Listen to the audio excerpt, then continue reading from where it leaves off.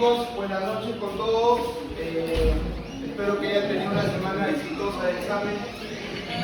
Les haya ido bien. Les deseo lo mejor. Hemos tenido acá un cambio de orden de temas porque pienso y creo que es relevante que ustedes ingresen con una introducción al sistema cardiovascular antes de tocar temas con mayor profundidad como son los antiarrítmicos, entre otros, ¿no? Entonces conversé para que se pueda tocar el tema hoy día, ¿correcto? Y vamos a básicamente hacer una introducción al sistema cardiovascular. Vamos a hablar sobre los principales fármacos antihipertensivos que se dan, ¿sí? Entre ellos vamos a tener a los diuréticos, vamos a tener ahí a los ARA2, a los IECA, los que todo médico general debe conocer, ¿correcto? Un tema muy relevante, muy importante, porque en la población peruana, lamentablemente, en los adultos mayores, que hay un porcentaje, se podría decir, mayor a la mitad de la población que sufre de hipertensión, ¿no? ¿Quién no tiene hipertensión en su círculo familiar cercano, ¿no? Y es importante conocer cómo se comportan los diferentes fármacos en esta enfermedad, ¿sí? Y cuáles son las interacciones y los cuidados que nosotros tenemos que tener para poder recetar, administrar un fármaco a un paciente. Entonces, básicamente, los temas que vamos a tocar esta noche son los siguientes. Fisiopatología de la hipertensión, ¿por qué se produce la hipertensión? ¿Cuál es su mecanismo? ¿Sí? Vamos a hablar nuevamente sobre la fisiología de la presión arterial y cómo esto influye para que haya una fisiopatología, ¿no? Una anoxia, un daño que aumente esta presión arterial. Vamos a hablar sobre los antihipertensivos, la clasificación farmacológica, vamos a tocar a los diuréticos, a los calcioantagonistas, a algunos vasodilatadores que son importantes mencionarlo, beta bloqueadores, ARA2 y ECA, antagonistas alfas, ¿sí? Según mencionamos, mecanismos de acción, clasificación, efectos terapéuticos y efectos adversos. Bueno, chicos, para empezar, la hipertensión arterial y para nosotros poder diagnosticar una hipertensión arterial, según la guía de la Sociedad Americana del Corazón, va cambiando de acuerdo a cada consenso que se da, ¿no?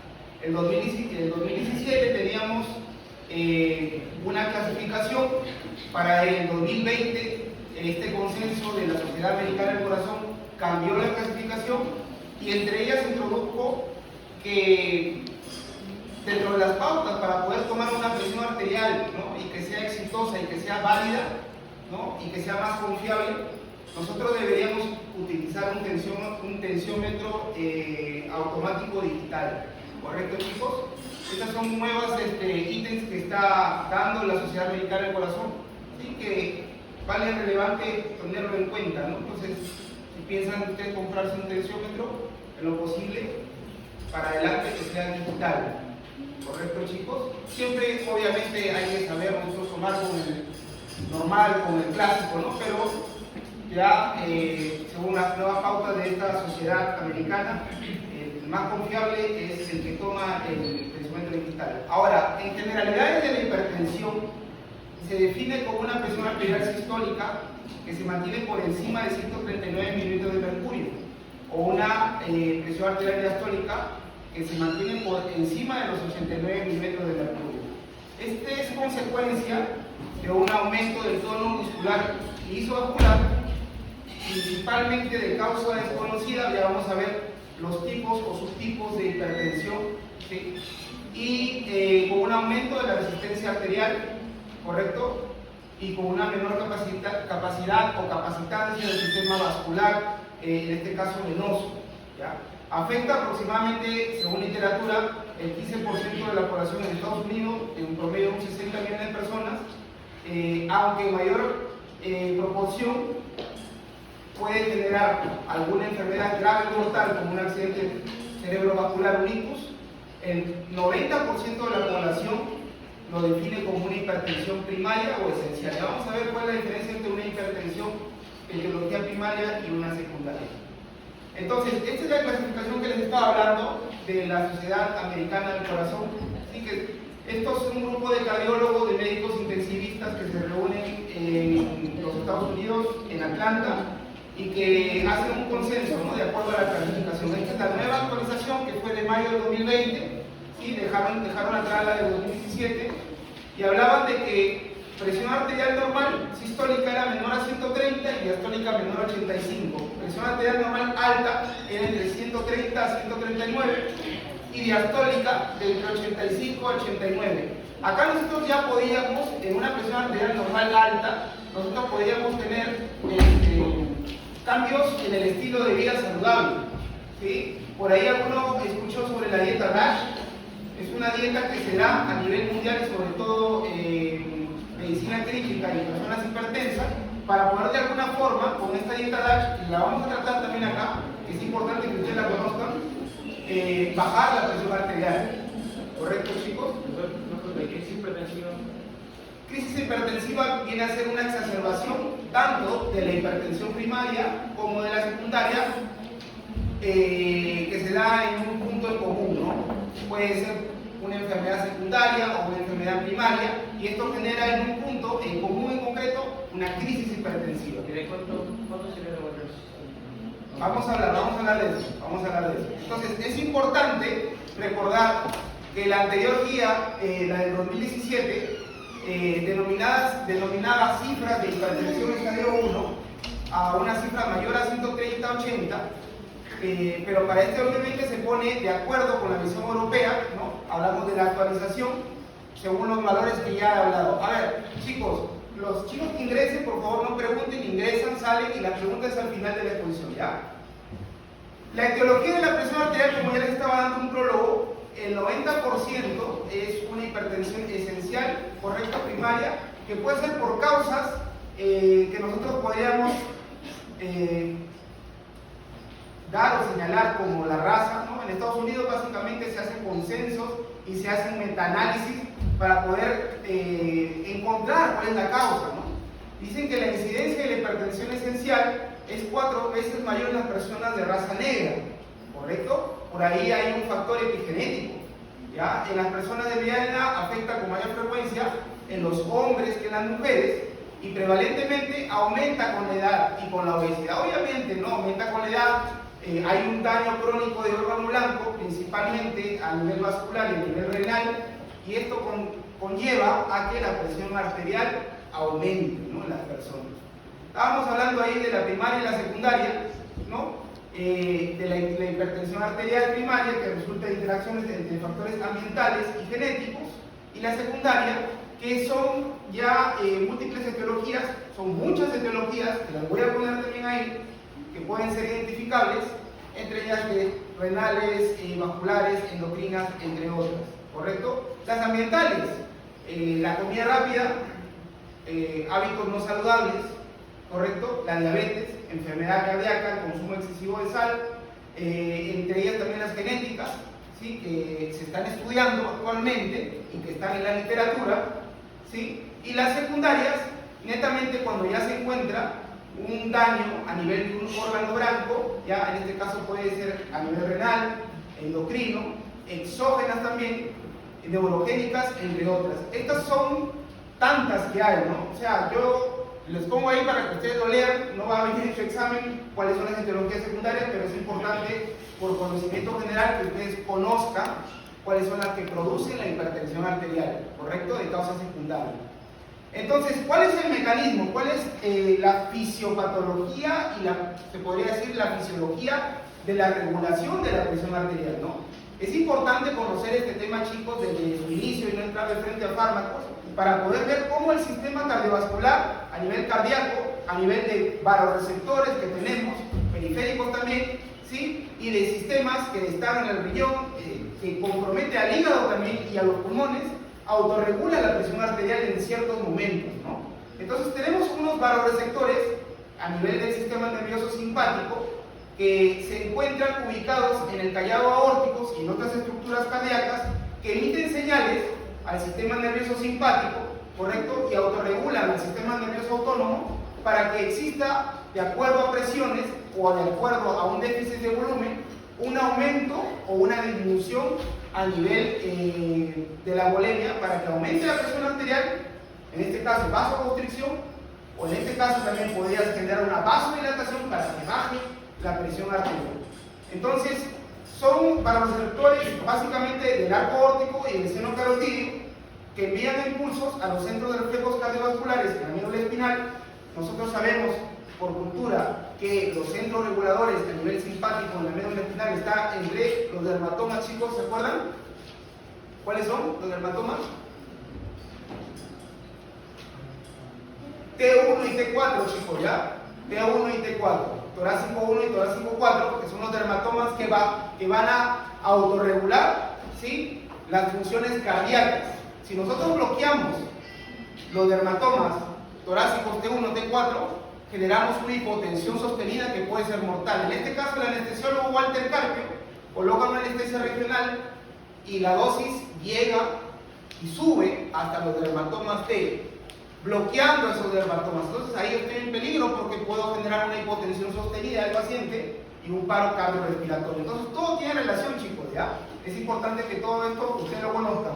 Aparte tenemos sistemas como el sistema renina, angiotensina, aldosterona, ¿sí?, que son sistemas que básicamente por glicoproteínas y por enzimas van a activar, ¿sí?, diferentes mediadores para que la angiotensina al final, la angiotensina 2, haga una vasoconstricción a nivel periférico y por consiguiente aumente la presión arterial. Y doctor, ¿cómo funciona esto? Por estímulos de presión también, chicos, a nivel renal.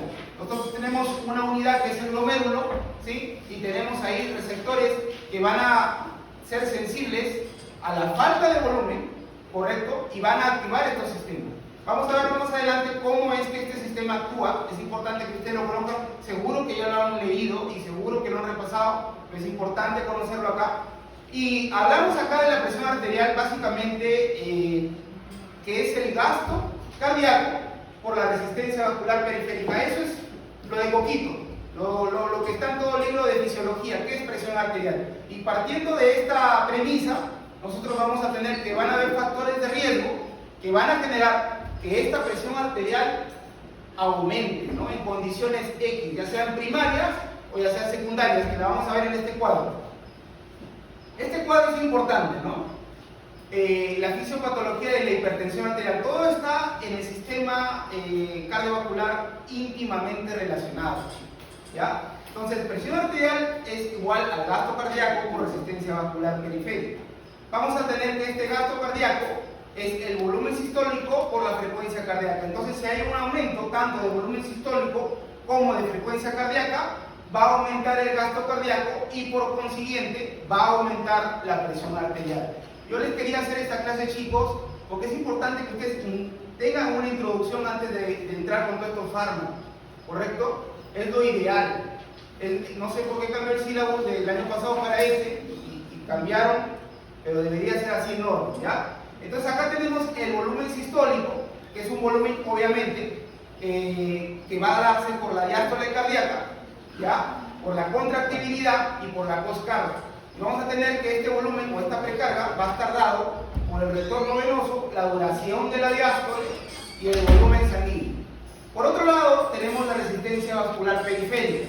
Aquí vamos a tener el diámetro vascular, el sistema nervioso autónomo, tanto simpático como parasimpático. Ya sabemos que ahí va a estar dado por los dermatomas, por los vasoreceptores, ¿ya? Un sinnúmero de hormonas que van a autorregularse, en este caso el sistema renina, angiotensina, aldosterona, una viscosidad de la sangre y una longitud del vaso. Ahora, chicos, para poder entender esto, nosotros tenemos que poner acá patologías que incrementen a la presión arterial, ¿no? Entonces tenemos, por ejemplo, una patología que puede incrementar la frecuencia cardíaca. ¿Qué patología puede incrementar la frecuencia cardíaca? Una arritmia, a ver, ¿qué otra más? Un hipertiroidismo podría aumentar la frecuencia cardíaca, ¿no? Entonces, al aumentar la frecuencia cardíaca en un hipertiroideo, tenemos ahí una persona que está con una frecuencia cardíaca basal de 115, 120 por minuto, ¿no? Y él vive normal sin darse cuenta que es hipertiroideo, ¿correcto? Entonces vive con hipertensión. Una causa probable, una causa confirmada y es una causa secundaria, ¿no? Que puede generar hipertensión arterial. Ahora, hablando de la resistencia vascular periférica, tenemos acá el sistema nervioso autónomo, ¿no? Tenemos acá tanto al sistema simpático como parasimpático. Si tenemos una patología que de alguna forma bloquee el diámetro vascular, en este caso una arteriosclerosis, va a aumentar la resistencia vascular periférica y por consiguiente va a aumentar la presión arterial. Entonces es importante tener en cuenta que pacientes que están con el colesterol elevado o con los triglicéridos elevados tienen potencial a desarrollar hipertensión arterial. ¿Correcto, chicos? Y así un sinnúmero de patologías, tanto primarias como secundarias, que pueden generar el aumento de la presión arterial. ¿Ya, chicos? Entonces es importante que conozcan esto. ¿Ya? Ahí por ahí una pregunta puede salir. Nuevamente, el gráfico, ¿sí?, de la glicoproteína, de la adenina también que secreta el riñón, ¿sí?, y que forma por una enzima. ¿Cómo se llama la enzima, chicos? Enzima convertidora de angiotensina. La AT1 a la AT2. Y la AT2 se podría decir que es la responsable, ¿sí?, de generar la vasoconstricción a nivel periférico por excelencia. ¿Correcto, chicos? Entonces vamos a tener fármacos que van a actuar bloqueando a la renina directamente en el riñón. Estos son fármacos que ya se están dando en los Estados Unidos, pero que lamentablemente acá en la realidad nacional aún no se comercializa o no circula de forma general o de forma popular. Ya vamos a ver cómo se llama este fármaco que bloquea la renina. Vamos a ver fármacos que van a inhibir los famosos IECA, ¿correcto? Inhiben al sistema, a la enzima inhibidora convertidora de angiotensina a nivel pulmonar. Vamos a ver fármacos que van a inhibir directamente al AT2, ¿correcto?, a nivel periférico. Vamos a ver fármacos que van a generar de alguna forma una disminución y una, se podría decir, fricción de algunos iones como es el sodio y por consiguiente genera que baje la presión arterial por una disminución del sodio, porque sabemos que el sodio es un ion que retiene líquido y por consiguiente aumenta la presión arterial, ¿sí? Vamos a ver beta bloqueadores que están a nivel vascular y que van a generar también alguna forma una vasodilatación y una disminución de la presión arterial, y cada una de estas en consecuencia, hablando farmacológicamente, generan una terapéutica en la hipertensión. Vamos a tener también acá que el callado aórtico y el nivel carotidio van a haber vasoreceptores, ¿sí?, que van a estar interconectados con la médula espinal, ¿no? Y esto a su vez van a enviar señales a nivel vascular, a nivel pulmonar y a nivel suprarrenal para que algunas hormonas, como la hormona antidiurética, entre otras, se activen o no, de acuerdo al medio en el cual el paciente se encuentra, ¿correcto? Entonces, no es lo mismo dar un tratamiento antihipertensivo a un paciente o una patología que a otro. Entonces, cada persona o cada paciente es un mundo y es una terapéutica distinta, ¿correcto? Pero hay patrones que nosotros tenemos que seguir, ¿correcto, chicos?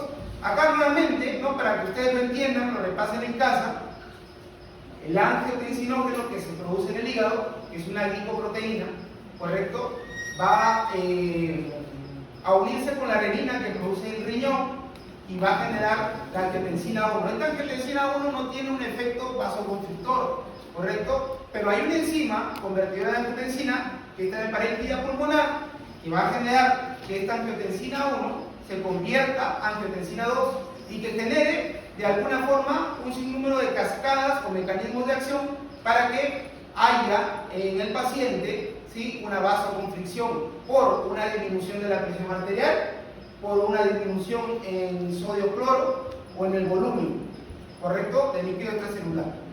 Ahora vamos a hablar y vamos a entrar directamente con los diuréticos. Es importante ustedes que ya conozcan dónde actúan los fármacos en las diferentes porciones, ¿sí?, de la nefrona, ¿correcto?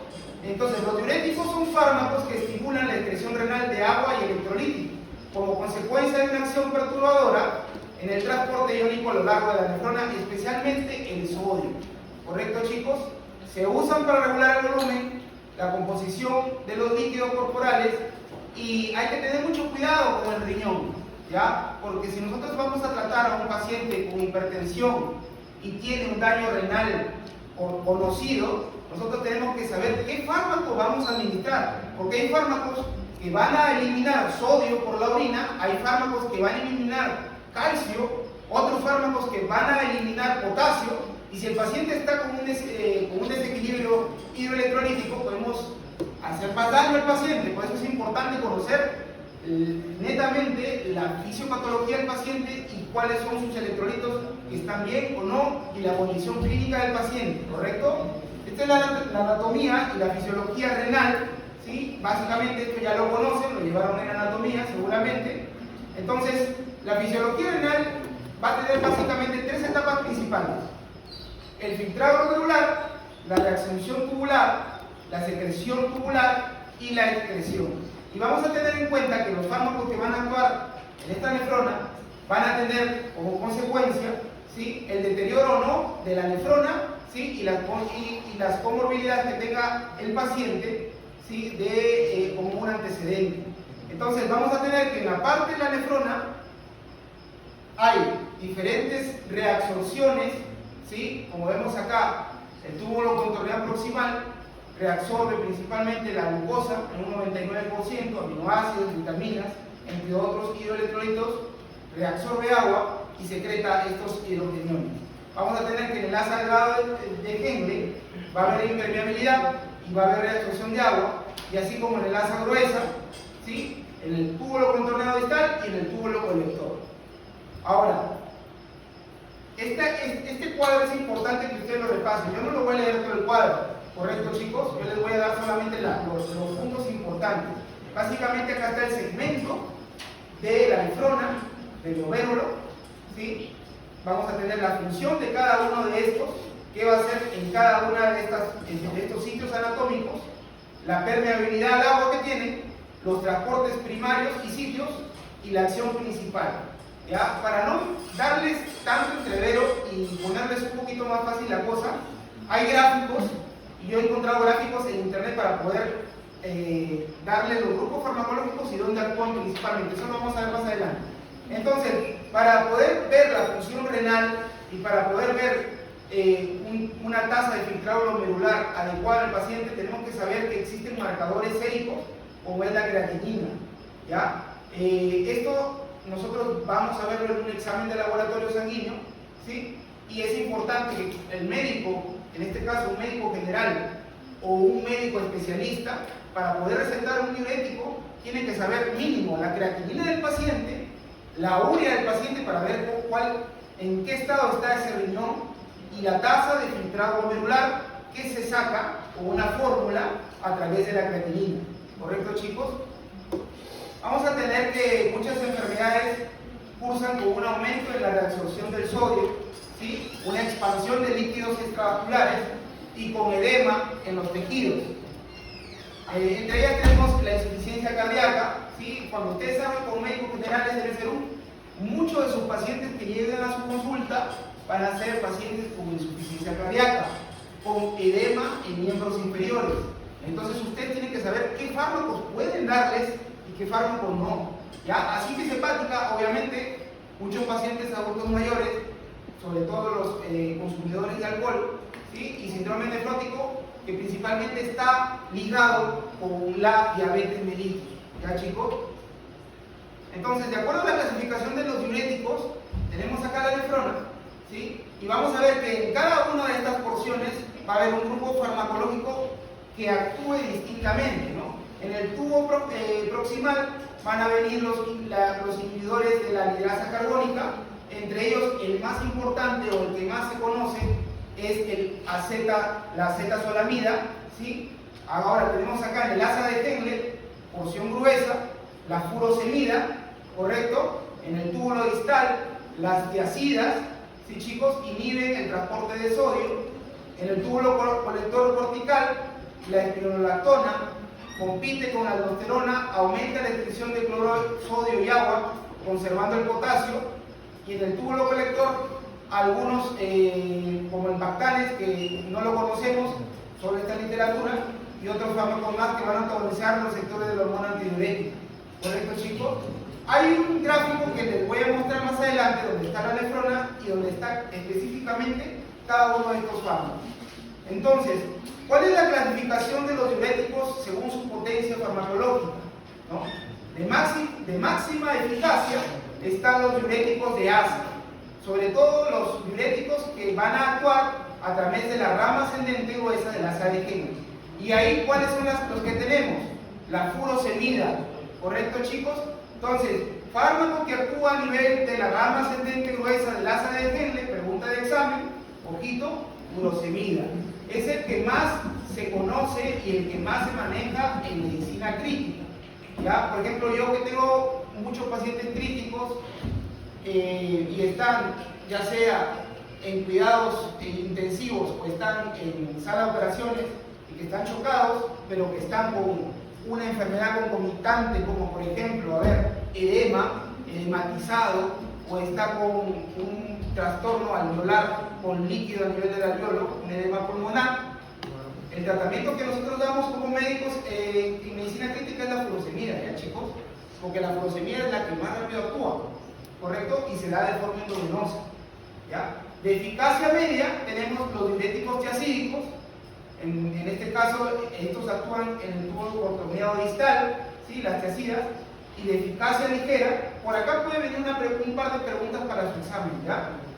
Ahorradores de potasio, como la espironolactona, ¿correcto? Y unos inhibidores también. Acá hay un fármaco importante, ¿ya? En el tubo contorneado proximal. Importante que ustedes conozcan que el manitol es un fármaco que nosotros usamos en operaciones, en cirugías neuroquirúrgicas. El manitol. ¿Algunos saben por qué se usa el manitol en este tipo de intervenciones? En cirugías neuroquirúrgicas. Disminuye el edema. Disminuye el edema. Entonces nosotros tenemos una fractura de base de cráneo, por ahí, que Dios no quiera, algún paciente, algún familiar sufre un accidente de moto, se golpea la cabeza, ¿correcta? Tienen que operarlo. Lo que ustedes como médicos generales que ayudan farmacología pueden sugerir es que instauren manitol a ese paciente, ¿correcto? Para que el edema no perjudique y no se enclave el paciente. ¿Ya? Eso ya lo van a ver más adelante. Entonces vamos a tener ahí los diuréticos que actúan directamente sobre las células de la nefrona, ¿sí? Y vamos a tener en primer lugar a los diuréticos de ASA. Son los más efectivos, ya les estaba diciendo y anticipando. Pueden inducir la excreción de un 15 o 25% del sodio filtrado, ¿correcto? Principal fármaco más importante de este grupo es la furosemida. Actúan fundamentalmente en la porción gruesa de la rama ascendente, donde inhiben el transporte del sodio, potasio y cloro de la membrana luminal al combinarse con el sitio de unión del cloro. De igual modo, los diuréticos de ASA presentan un efecto venodilatador poco conocido, pero este de acá es el que más usamos en medicina crítica, ¿ya, chicos? Nuevamente, tenemos acá este diurético, ¿ya? ¿Para qué se usa? Su uso clínico en edemas principalmente, y nosotros como médicos de medicina crítica usamos el edema pulmonar. Muchos pacientes que ingresan a la sala de operaciones, les cuento, están mal manejados desde que ingresan a la emergencia, y muchos de ellos tienen un exceso de volumen, ¿correcto? Y ese exceso de volumen, por la desesperación de que el paciente no se choque, llega a los pulmones. Y ese volumen que está en los pulmones lamentablemente hace que su saturación y su compliance pulmonar disminuya. Y si nosotros no sabemos manejar a esos pacientes, por más de que tú sepas manejar mecánicamente una vía aérea, el paciente se muere por sobrecarga de volumen. Entonces ahí entran los diuréticos de emergencia y en este caso la furosemida. ¿Ya, chicos? Tenemos ahí aplicación clínica de los diuréticos de forma cautelosa. Hay que tener mucho cuidado. Obviamente, si vas a usar un diurético tienes que sacarle un AGA al paciente y tienes que ver su serie hidroelectrolítica del paciente, a ver cómo está el sodio, cómo está el potasio, correcto, cómo está el cloro, ¿ya? El edema pulmonar agudo, como ya les estaba anticipando, es la principal indicación que nosotros tenemos. Doctor, ¿podemos dar furosemida a pacientes que ingresan a mi consultorio en el serum o en una medicina ambulatoria? Se podría dar, pero con mucho cuidado, con mucha cautela, por esta disminución que hace o excreción que hace del potasio y del cloro. Hay que tener mucho cuidado con eso, ¿ya, chicos? Diuréticos que actúan en el túbulo distal, vamos a tener las tiazidas, ¿ya? Son menos efectivas que los diuréticos de asa, también se usan, se prefiere para tratar la hipertensión no complicada, ¿correcto? Se une al sitio de cloro, del sistema contraportador sodio y cloro distal, inhiben su acción y provocan natriuresis con pérdida del sodio y del potasio, ¿ya? Entonces vamos a tener ahí que van a excretar sodio y potasio. Son menos efectivos que los diuréticos de asa, pero que también se usan, ¿ya, chicos? Vamos a tener ahí la hidroclorotiazida. ¿Para qué se usa la hidroclorotiazida y por qué es importante y por qué es relevante? Porque se usa en la hipertensión arterial, ¿ya? Se usa en la hipertensión arterial como un fármaco de primera línea. Ya vamos a verlo cuál es la primera línea o primaria y cuáles son los fármacos antihipertensivos secundarios. Hipertensión arterial y hidroclorotiazida, ¿lo puede dar? Lo puedo dar. Hay reacciones adversas, sí, puede haber hiponatremia, hipopotasemia, pero es un poquito más manejable que la furosemida. Hay un margen de error cuando tú das hidroclorotiazida con mayor manejo, sin tanto miedo de generar un efecto adverso, más manejable que la furosemida o los diuréticos de asa. ¿Correcto, chicos? Ahora tenemos diuréticos ahorradores de potasio, que es otro grupo, ¿sí? En este caso tenemos ahí a los antagonistas de la aldosterona, en este caso acá, como predilecto, la espironolactona, ¿sí? Los inhibidores directos del intercambio de sodio y potasio, como la amilorida y el cantereno. Ahora hay que tener cuidado acá con estos diuréticos ahorradores de potasio. ¿Por qué? Porque estos diuréticos tienen muchas reacciones medicamentosas con otro grupo farmacológico. Entonces, si tu paciente por ahí está tomando yecas y tú le estás dando un diurético ahorrador de potasio, puede generar hiperpotasemia y puede generar paro cardíaco en el paciente.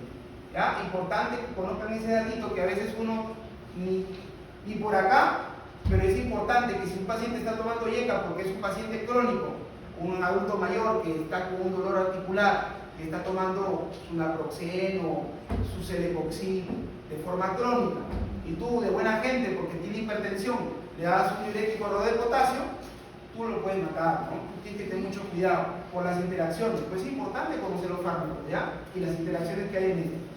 Igual, el cantereno y la amilorida también tienen interacciones con los dietas, ¿correcto? Hiperpotasemia. Relevante, por ahí una preguntita de examen puede salir de ella. Los diuréticos osmóticos, ya hablamos ahí del manitol, que se usan en cirugías neuroquirúrgicas, sobre todo en traumatismos de base de cráneo.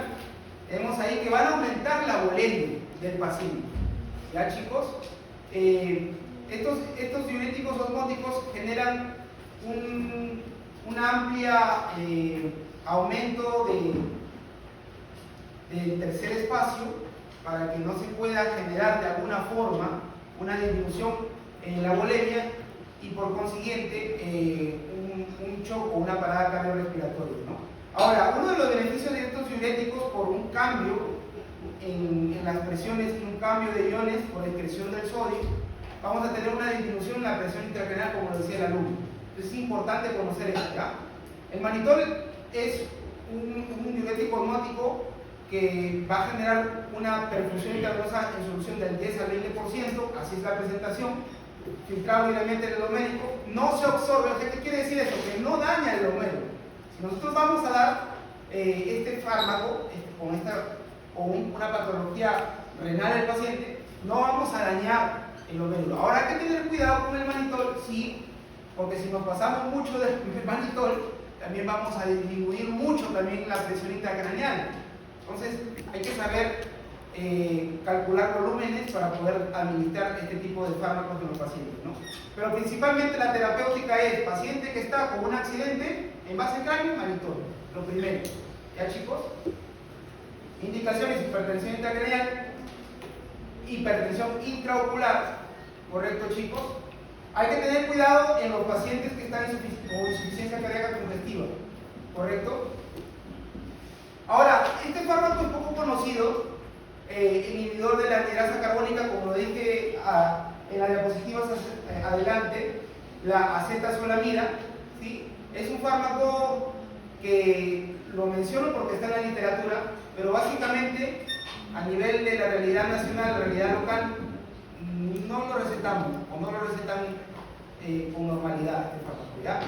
Ahora, lugares de acción de los diuréticos es importante conocer y es bueno acá que ustedes conozcan que la acetazolamida está en puntito 1, en el túbulo rectal proximal. Aquí actúa, ¿sí?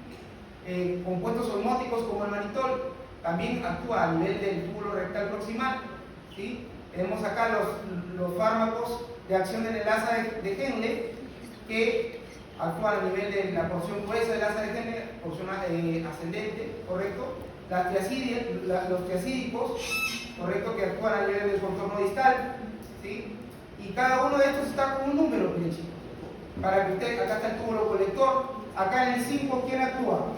Los antagonistas de la aldosterona, ¿sí? Entonces ya van a tener tiempo ustedes para que puedan repasar este gráfico, ¿ya? Porque va sí o sí a venirles una preguntita por ahí de un fármaco y del sitio de acción del fármaco, ¿ya, chicos? Nuevamente, este ya es un plus que les doy, chicos. Diuréticos osmóticos, entre paréntesis el fármaco, mecanismo de acción y lugar de acción en el tubo. Diuréticos de asa, mecanismo de acción y lugar de acción. Diuréticos triacídicos ya hasta con manzana, chicos, para que lo aprendan, ¿ya? Inhibidores de la anhidrasa carbónica, ¿ya? Antagonistas de la aldosterona y los bloqueadores de los canales de sodio. Ahora, chicos, partiendo de los diuréticos vamos a pasar a los betabloqueadores, ¿ya? Los betabloqueadores son fármacos que van a antagonizar a los receptores que están a nivel periférico beta, ¿sí? Y van a darse principalmente para el tratamiento de la hipertensión arterial, ¿sí? Concomitante o una enfermedad cardiovascular del fondo que tenga el paciente, ¿ya? Su farmacodinámica reduce la presión arterial principalmente a través de la disminución del gasto cardíaco, ¿correcto? También puede reducir el flujo simpático del sistema nervioso central e inhibe la liberación renal de renina. Disminuye la formación de la angiotensina 2 y la secreción de aldosterona. El prototipo de esta clase de fármacos es el propanolol, ¿correcto? Que actúan sobre los receptores beta 1 y beta 2, ¿ya? Y los antagonizan, ¿correcto, chicos? ¿Cuáles son los usos terapéuticos? Son más eficaces para tratar la hipertensión en los pacientes de raza blanca.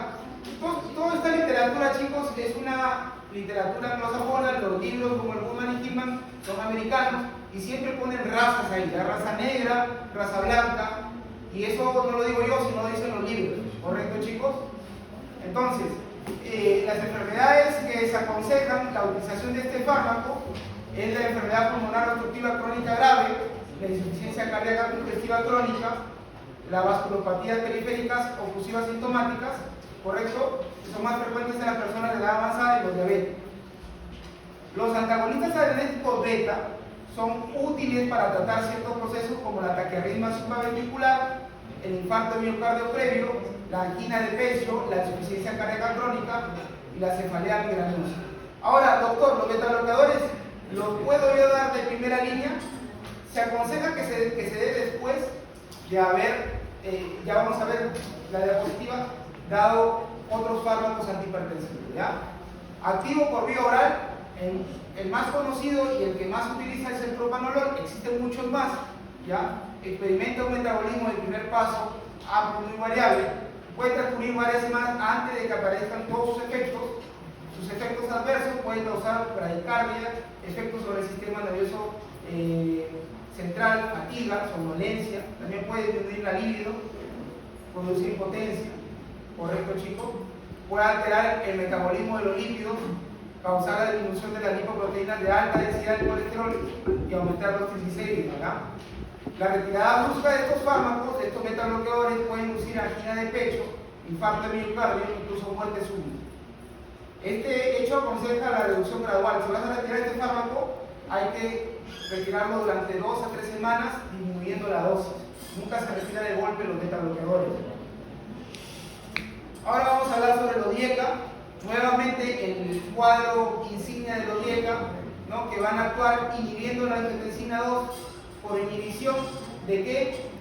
De la enzima inhibidora convertidora de angiotensina a nivel pulmonar, que es la que hace que pase de la angiotensina 1 a la angiotensina 2. No hay mucho rollo acá, no hay mucha ciencia, simplemente acá es donde bloquea el ODIECA con esta enzima la angiotensina, ¿ya? Entonces, ¿qué es lo que genera este bloqueo? Va a disminuir la actividad simpática, correcto, por consiguiente va a aumentar la actividad parasimpática, vasodilatación, va a disminuir la absorción del sodio, correcto, va a generar vasodilatación, correcto, y va a generar de alguna forma a nivel periférico vasodilatación, que es lo que queremos, ¿ya? Acciones del ODIECA: disminuye la presión arterial a través de la reducción de la resistencia vascular periférica. Estos fármacos bloquean al ECA, enzima que disocia la angiotensina 1 a la angiotensina 2, ya lo hemos visto en el fármaco. Su acción terapéutica son más eficaces, como les dije en la literatura, raza blanca en los jóvenes. Sin embargo, cuando se combinan con un diurético, su eficacia es similar en los hipertensos de ambas razas, blanca y negra. Son eficaces en el tratamiento de los pacientes con insuficiencia cardíaca crónica, correcto, es un tratamiento estándar, ODIECA, o de primera línea. Si vas a dar un tratamiento de primera línea, puedes dar ODIECA, ¿ya, chicos? Los efectos adversos consistentes es la tos seca en aproximadamente el 10% de los casos. Por ahí puede haber una preguntita de examen: ¿por qué se produce la tos? Y algún fármaco ahí, ya saben que es un ODIECA, ¿ya, chicos? Ahí es importante que también vamos a tener que estos pacientes pueden generar hiperpotasemia. Hay que tener cuidado con los niveles de potasio en estos pacientes, pues solo como negrita. El angioedema es una reacción rara, pero potencialmente mortal, que puede ocurrir. Puede aumentar los niveles de bradicimina. El riesgo de angioedema o síncope con la primera dosis aconsejada, la administración inicial de los ODIECA se hace con la consulta y con alta supervisión, ¿ya, chicos? ¿Algunos saben un nombre de un ODIECA? El famoso captopril. Y el captopril, déjenme decirles, chicos, que se usa en crisis hipertensiva, ¿correcto? En la emergencia. ¿Cómo se usa el captopril? Sublingual, chicos, sublingual. Pastillita molida, sublingual. Si tienes un familiar, tu padre, que no quiera, que está con una crisis hipertensiva, dale sin miedo captopril 25 miligramos sublingual. Es lo que todos nosotros como médicos en medicina general o crítica damos de primera línea para tratar esa hipertensión, correcto, que puede ser mortal, puede darle un derrame al paciente, un ictus, y si no bajamos esa presión, se puede poner peor el paciente, ¿ya?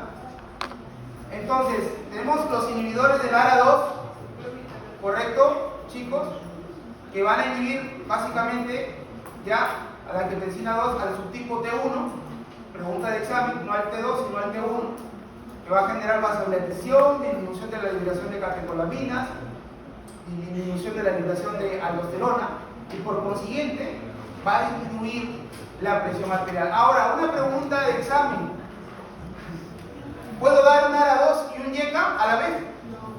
No se puede dar un ARA2 y un ODIECA a la vez, ¿ya? Por ahí puede haber una preguntita de examen, ¿ya, chicos?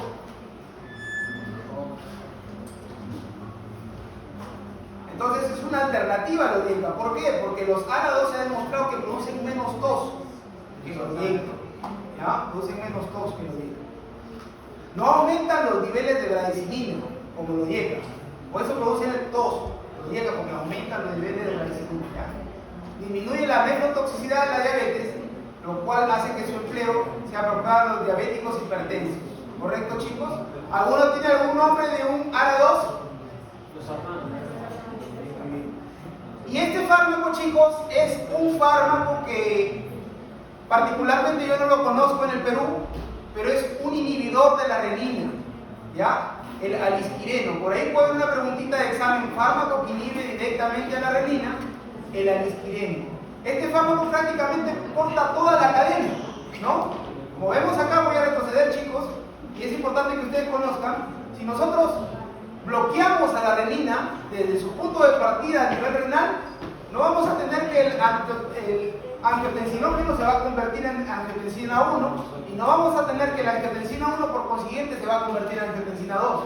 Entonces, es un fármaco que se usa en países del primer mundo, que actualmente acá aún no lo veo que se está usando, ¿sí? Pero cabe mencionar que con los protocolos y con las guías y con, se podría decir, la terapéutica que va avanzando acá en nuestra patria, en el Perú, ya se va a emplear el alisquireno. ¿Alguno de ustedes conoce a alguien que use el alisquireno? Ya, es un fármaco que inhibe directamente a la renina. Ya, chicos, importante que ustedes... Es un inhibidor selectivo de la renina, ha sido autorizado para el tratamiento de la hipertensión, inhibe, como les dije, la renina precozmente sobre el sistema renina, angiotensina, aldosterona. Disminuye la presión arterial casi con tanta eficacia como el ARA, o como los DIECA, o como los tiazídicos, ¿ya? Está contraindicado durante el embarazo. La combinación de dosis máximas de este fármaco y valsartán disminuyen la presión arterial en mayor grado que con las dosis máximas de uno u otro fármaco por separado, ¿ya? La hiperpotasemia es significativamente más frecuente en los pacientes que han sido tratados con valsartán y alisquireno, ¿ya, chicos? Principalmente yo no lo he visto en la realidad nacional. Ahora vamos a hablar sobre los calcio, al final, los calcioantagonistas. En los calcioantagonistas vamos a tener fármacos que van a inhibir directamente los canales de calcio dependientes de voltaje tipo L. Pregunta de examen, ¿ya? ¿Cuáles son los tipos de canales que inhiben los calcioantagonistas? Los tipos de canales son los de voltaje tipo L, ¿ya? Y su efecto van a generar, al inhibir este canal a nivel de la musculatura lisa cardiovascular y la musculatura lisa periférica, una relajación de esta musculatura, una mayor vasodilatación, una disminución en la contractibilidad miocárdica, una disminución en la automaticidad del nódulo sinusal, ¿ya? Y del nódulo auriculoventricular. Efectos. ¿Qué efectos tienen los calcioantagonistas? Antianginoso, vasodilatador, antihipertensivo, antiarrítmico, ¿correcto? Ahora, acá les puse un cuadro porque es importante que existe una subclasificación de los calcioantagonistas, ¿ya? Hay una subclasificación. ¿Alguno escuchó por ahí los no dihidropiridínicos? Y los dihidropiridínicos es un nombre complicado de recordar, pero es importante que ustedes lo conozcan porque les va a venir una preguntita en su examen, ¿ya? Y les pongo la diapositiva para que ustedes lo tengan claro. ¿Cuáles son los no dihidropiridínicos y cuáles son los dihidropiridínicos? Hablan en la literatura, hablan en el mecanismo de acción de los no dihidropiridínicos, que principalmente van a actuar a nivel de la musculatura cardíaca, ¿correcto? Y los dihidropiridínicos van a actuar tanto a nivel de la musculatura cardíaca como a nivel periférico vascular, ¿correcto, chicos? Así está mencionado en la literatura. Estos calcioantagonistas poseen eficacia para tratar la hipertensión en los pacientes con angina de pecho o con diabetes. Hay que evitar dosis altas, ¿correcto?, de los bloqueantes de los canales de calcio de acción corta. Se dividen en dos grupos, ya les estaba diciendo, los no dihidropiridínicos y los dihidropiridínicos. Acá, en los dihidropiridínicos tenemos el verapamil, es el más importante de este grupo. Es el menos selectivo, tiene efectos significativos sobre la célula miocárdica, como les estaba diciendo. Se utiliza para tratar la angina de pecho, la taquiarritmia supraventricular y las cefaleas migrañosas. El bloqueo auriculoventricular de primer grado y el seguimiento son efectos secundarios dependiendo de la dosis. Hay que tener mucho cuidado con el verapamil. Al menos yo como médico trato de no dar calcioantagonistas a mis pacientes con hipertensión arterial en general.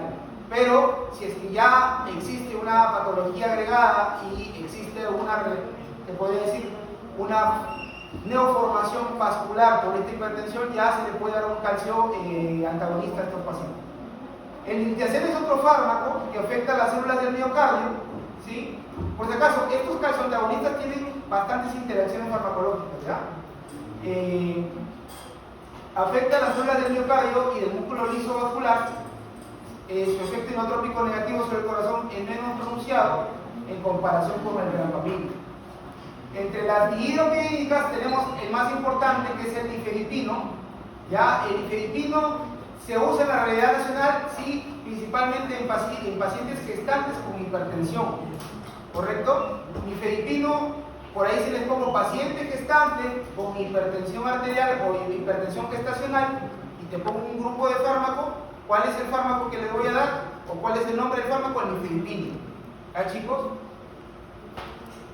Las acciones, la concentración intracelular del calcio desempeña un papel importante en el mecanismo del tono muscular liso y la contraindicación del miocardio. El calcio penetra en las células musculares lisas a través de canales sensibles al voltaje, ¿correcto? Como ya les estaba diciendo, la acción es al unirse al tipo L del canal de calcio en el corazón y al músculo liso de los vasos coronarios y periféricos, bloqueando la ejecución de este y relajando a la musculatura lisa vascular, ¿correcto? Uso terapéutico. Tiene un efecto natriurético intrínseco y por esta razón no suele ser necesario añadir otro diurético. Los calcioantagonistas, aparte de generar una acción a nivel de relajación vascular, cardíaca y periférica, también tiene un efecto diurético, ¿ya?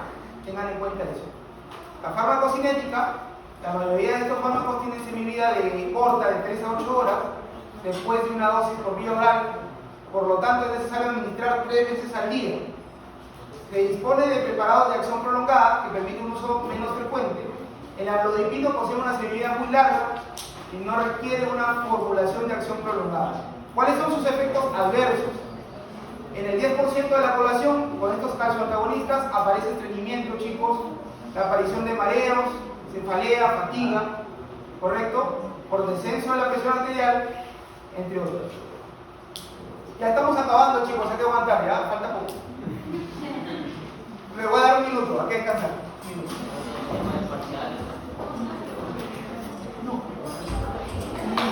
Sé que es un tema árido, créanme que para mí también es un tema árido, pero es importante conocer lo básico de los fármacos, ¿ya? Antihipertensivos. Es un tema que pasarán muchos cursos, pero justo este tema lo van a llevar toda su vida como médicos generales, así que es importante que lo básico lo tengan, ¿ya? Quede con ustedes.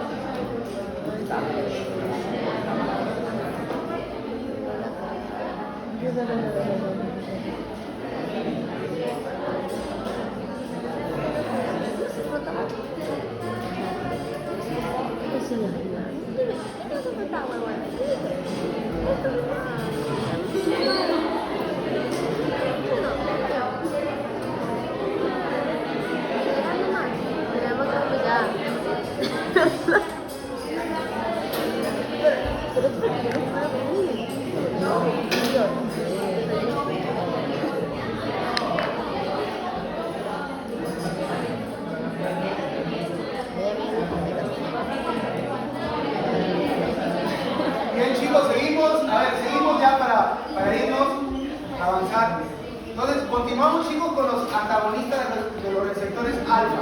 Ahora, los fármacos que voy a hablar de acá adelante son fármacos que poco se usan o se usan de forma secundaria en la hipertensión arterial, si es que los fármacos que ya hemos mencionado no tienen un efecto terapéutico notable o adecuado en el paciente, ¿no? Y acá tenemos en los antagonistas de los receptores alfa la prazosina la doxazocina y la terazocina, que producen un antagonismo competitivo de los receptores adrenérgicos alfa 1, ¿ya? Disminuyen la resistencia vascular periférica y la presión arterial a través de la relajación del músculo liso arterial y venoso, ¿ya?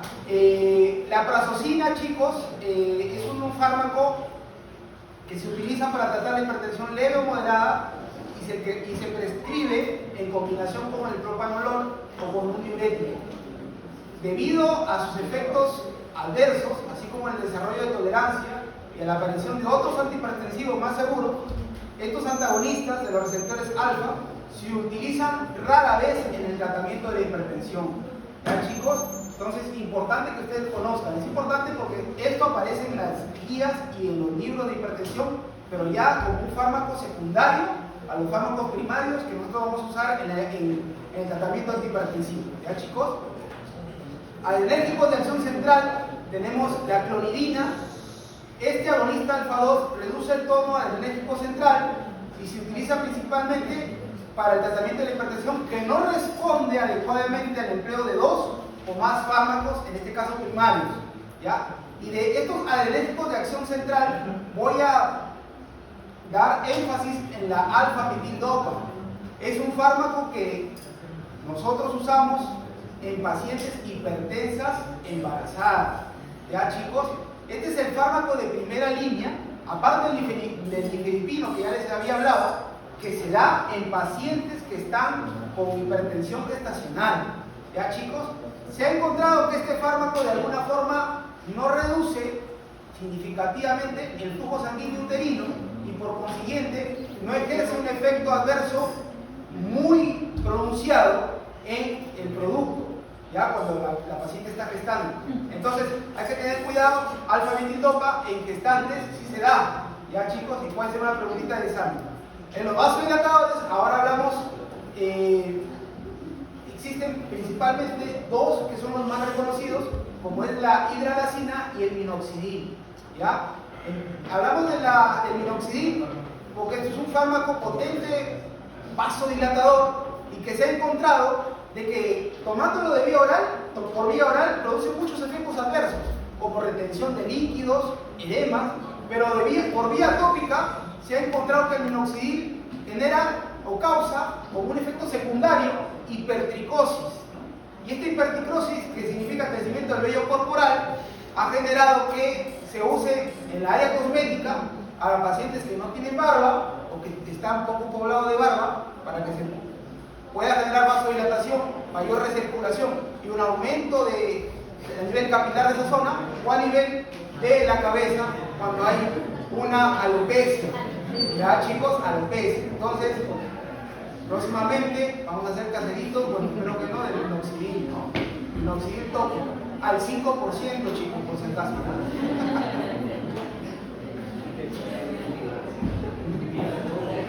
Entonces tenemos la hidralazina, ya estamos acabando, chicos. La hidralazina, este fármaco, su acción todavía no es conocida, relaja la musculatura arterial, es posible que disminuya la concentración del calcio intracelular, ¿sí? Y esta hidralazina, aparte del metildopa y aparte del nifedipino, también se da como un tratamiento coadyuvante en pacientes que están con hipertensión en el embarazo y hipertensión gestacional, ¿ya, chicos? Importante que eso lo conozcan. Entonces, después de hablar de tanto fármaco y de hacernos, de repasar cada uno de estos lo más importante, ¿cuál es el objetivo para reducir la presión arterial? ¿No? Este es un plus que les estoy dando. El objetivo es reducir la morbilidad y la mortalidad cardiovascular y renal, ¿ya? La relación entre el valor de la presión arterial y el riesgo que ocurra un fenómeno cardiovascular de tipo directo, ¿correcto? Entonces, vamos a tener que existen fármacos de primera línea, como ya les estaba anticipando, pregunta de examen, y fármacos de segunda línea. Estoy quedando sin voz. Los fármacos de primera línea van a estar dados por los diuréticos tipo citiacídicos, los antagonistas de calcio, los IECA y los ADA2. A ver, chicos, silencio que ya estamos acabando. Los antihipertensivos secundarios o de tercera línea, ¿ya? Son los beta bloqueadores, los diuréticos de ASA, los diuréticos ahorradores de potasio o los alfa bloqueadores. Ahora, es importante que sta clasificación la tengan en cuenta cuando ustedes van a recetar un antihipertensivo en un paciente que les llegue a consulta, ¿ya? Lo principal y lo más importante es conocer la patología del paciente, conocer un dosaje a nivel de creatinina para ver cómo está su tasa de filtrado glomerular, si es posible pedirle también a este paciente una tasa o un indicador de mediadores hidroelectrolíticos como el sodio, el cloro, el potasio, ¿sí? Y de ahí partiendo, nosotros podemos ya dar una terapéutica de un antihipertensivo. Pero sin ningún problema, un YECA o un ARA2 como primera línea, sin miedo, chicos, ¿ya? Sin miedo. Ahora, tanto la hipertensión primaria como la hipertensión secundaria va a generar, como ya les estaba diciendo, un aumento de la presión arterial por el gasto cardíaco y la resistencia vascular periférica. Es importante que para poder disminuir el gasto cardíaco vamos a tener ahí beta bloqueadores y diuréticos en esta rama o en este ítem, y para disminuir la resistencia vascular periférica va a ir a actuar los YECA, los ARA2 y los antagonistas del calcio. ¿Ya, chicos? Ahora, existen diferentes, aparte de la Asociación Americana del Corazón, diferentes comités que tratan de generar objetivos en un paciente hipertenso, ¿no? Para dar una terapéutica apropiada. Entonces, la Joint National Committee, que es básicamente el comité que da pautas para poder generar de alguna forma una terapéutica adecuada en estos pacientes, es cambios en el estilo de vida, factores de riesgo modificables, obviamente una dieta adecuada, balanceada, consumo menos en sal, ¿ya? En hipertensos mayores de 60 años, a ver, bajen la voz, estamos acabando, ¿no? Una presión arterial menor a 150/90 para evitar un ictus o un infarto, ¿ya? Y en menores de 60 años, como nosotros, menor de 140/90, ¿ya? En nefrópatas crónicos, una presión siempre para tratar de mantener ese órgano blanco menor de 140/90, y en diabéticos también de 140/90. Cumplir los siguientes pasos. Si la presión es mayor a 140/90, iniciamos tratamiento con cualquiera de los fármacos que ya hemos mencionado de primera línea. No se usa YECAS ni ARA2 en afrodescendientes. Esta de acá es teoría americana, eso es lo que menciona ellos. Nosotros, como somos mezclados, podemos usarlo. ¿Ya, chicos? Si al mes no logras lo deseado, subes la dosis o lo combinas con otro. ¿Correcto, chicos? Cambios: reducción del peso, recomendación, mantener un índice o un peso ideal, ¿ya? Reducción estimada de la presión arterial sistólica, acá incluso, de acuerdo a cada cambio que nosotros damos, la recomendación, vemos cómo va a reducir la presión arterial sistólica del paciente, ¿ya? Acá hablan sobre la dieta DASH, que es poco conocido, ¿sí? Que se da en estas guías y se estimula al paciente para que las pueda cumplir. El ejercicio físico, hay que moderarnos en el consumo de alcohol, chicos, ¿ya? Porque el consumo de alcohol también genera hipertensión, ¿ya? Y el consumo de sal, papitas fritas, pollo a la brasa, en general todas las comidas tienen sal, ¿ya?